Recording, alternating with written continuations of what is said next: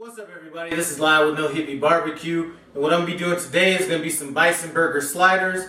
Now, first of all, the person that got me hooked on even buying this Bison was Dan over at Smoky Goodness. I'm going to put a link to his site in the iCard above and the description below. He cooks Bison all the time.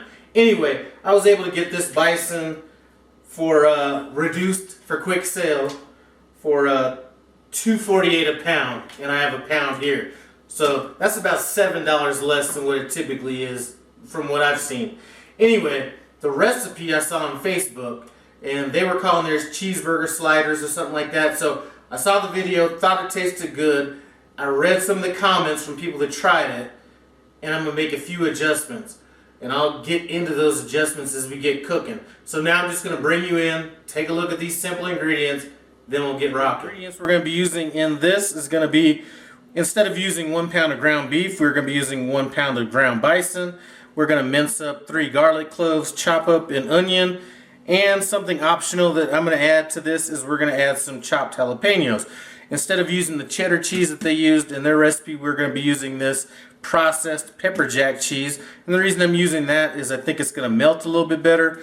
As far as their recipe went, they used salt, pepper, mustard powder, paprika in their sliders. What I'm going to use is this Worcestershire pub burger rub in place of all of that. And then we're going to be using these dinner rolls, which I'm going to cut in half, and those are going to be our slider buns. I'm going to get everything cut up.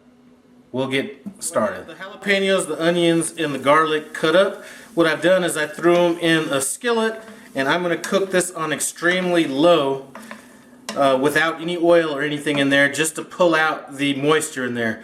Once the moisture is pulled out of this, we're going to set these aside, and then we're going to cook our ground beef. You know, I was sitting here thinking about this while I was kind of cooking down these vegetables, and I'm sitting here trying to overthink an easy recipe.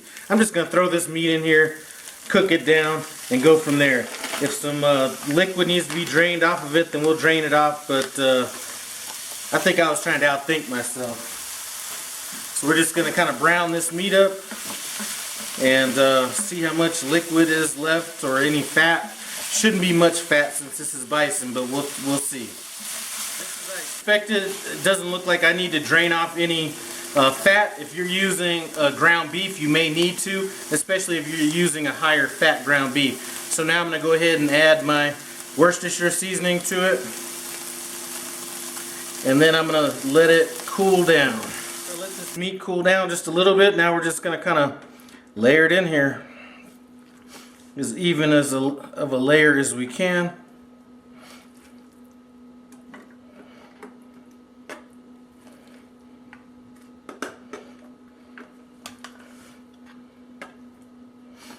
Looks good to me.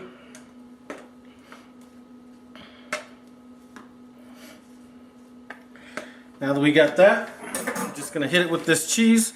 And like I said, I'm using a processed cheese. I just think I'm going to get much better melt out of this. I think their recipe called for cheddar cheese, if I'm correct. And the cheese I'm using, I'm not sure if I mentioned it earlier, this is a pepper jack cheese. I'm going to put one more cheese thing there. Now we're just going to top them.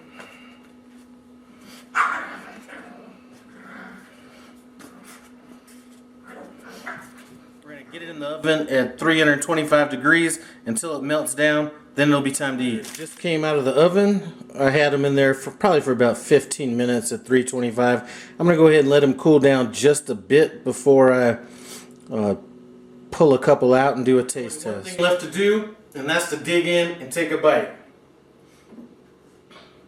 They're so small.